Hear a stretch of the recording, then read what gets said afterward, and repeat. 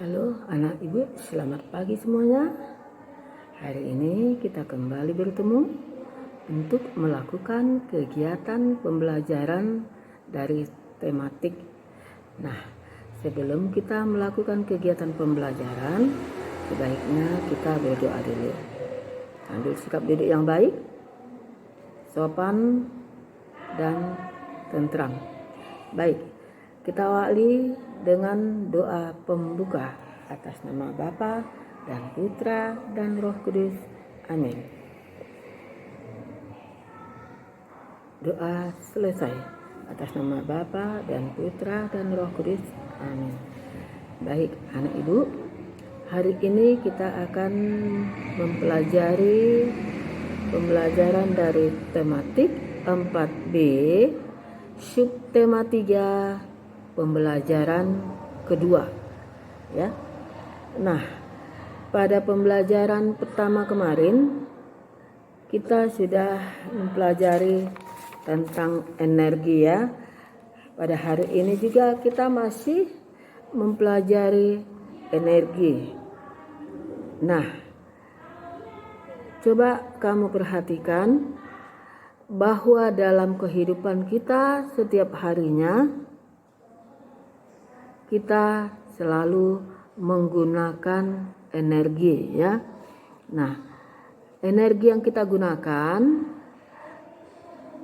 itu ada yang berupa energi dari bahan bakar fosil, ada juga yang berupa dari energi alternatif. Nah, energi dari bahan bakar fosil ini adalah energi yang tidak terbarukan. Nah, energi ini dapat kita hasilkan dengan adanya proses pembentukan energi dari bahan bakar fosil ini membutuhkan waktu sampai berjuta-juta tahun. Ya, pembentukannya memerlukan sampai berjuta-juta tahun. Untuk itu, apa yang harus kita lakukan agar energi dari bahan bakar fosil ini tidak cepat habis? Yaitu, yang pertama, kita harus menghemat pemakaiannya, ya. Dan yang kedua, kita menggantikannya dengan energi alternatif, ya kan? Yang pertama, kita menghemat pemakaian. Yang kedua, kita menggantikannya dengan penggunaan energi alternatif. Nah, coba perhatikan pada gambar. Di sini ada dua gambar. Yang pertama gambar batu bara, yang kedua aliran air sungai. Nah, kedua gambar ini adalah sama-sama menghasilkan energi. Yang pertama ini adalah dari energi tidak terbarukan, dan yang gambar kedua dari energi terbarukan. Nah, yang kedua gambar ini sama-sama menghasilkan energi alternatif, energi listrik, ya. Nah, dari gambar batu bara bisa dihasilkan menjadi energi listrik, yaitu dengan cara membakar. Yang kedua bisa juga dihasilkan dengan energi listrik, yaitu gerakan air yang kuat, ya. Nah, coba perhatikan dalam keluarga kita, dalam rumah kita, dalam kehidupan kita. Setiap hari kita menggunakan energi dari bahan bakar fosil, ya kan? Contohnya bahan bakar fosil yang kita gunakan setiap hari seperti minyak bumi, ya, untuk Minyak bumi itu kita gunakan untuk bahan bakar. Bahan bakar apa? Kendaraan. Kemudian apa lagi? Seperti apa lagi ya? Keperluan kita setiap hari.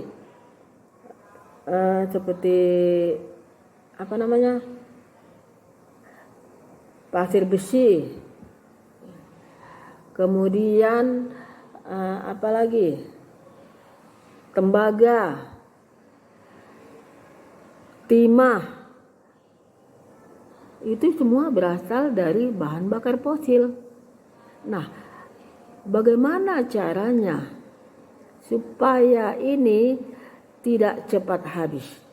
Tadi sudah Ibu katakan, yaitu yang pertama dengan cara menghemat, yang keduanya dengan menggantikannya dengan penggunaan energi alternatif. Nah, coba perhatikan di sini ada bagaimana caranya, ada bacaan apa manfaat menghemat energi bagi kita. Coba nanti kamu baca percakapan ini ya. Dengan adanya percakapan ini kita bisa mengetahui apa kewajiban kita dalam menghemat pemakaian energi dari bahan bakar fosil. Ya, yang pertama cara menghematnya tadi kan bahan bakar fosil yaitu dari minyak kan. Nah, kita bisa mematikan listrik ketika tidak digunakan, ya. Kita bisa mematikan televisi ketika tidak ditonton. Kita bisa mematikan kipas angin ketika tidak membutuhkannya lagi. Nah, kenapa kita hemat energi itu sangat penting bagi kehidupan kita? Supaya energi itu bisa kita gunakan dengan waktu yang lama. Nah, jadi di sini kalau dalam bacaan ini kalau kita tidak menghemat atau memboros energi, maka akan terjadilah pemanasan global. Kalau sudah ada pemanasan global, lapisan di lingkungan kita sudah rusak, ozon sudah rusak, ya. Nah, supaya semua ini tidak rusak, lapisan dari bumi kita tidak rusak, maka kita harus melakukan penghematan.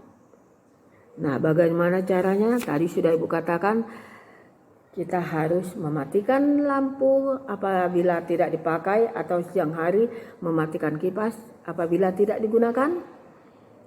Kemudian menggunakan kendaraan dalam jarak tempuh yang jauh. Kalau tempuh yang dekat tidak perlu kita gunakan. Itu sudah melakukan pemborosan dan sudah merupakan menjadi kerusakan lingkungan. Kerusakan lingkungannya seperti apa? Yaitu cuaca, ya, menghirup udara kotor.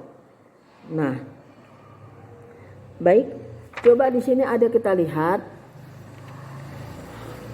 apa kewajiban kita. Apakah kita sudah melakukan kewajiban kita dalam menghemat energi listrik? Apakah kita sudah melakukan atau apakah kita sudah memperoleh hak kita dalam memanfaatkan energi listrik? Nah, di sini ada tabel kewajiban yang saya sudah lakukan untuk menghemat energi. Contohnya seperti Ibu, ya.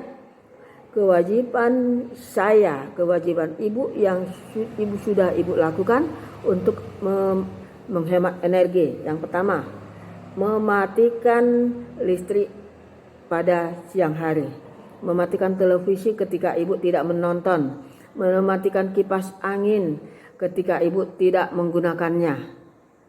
ya.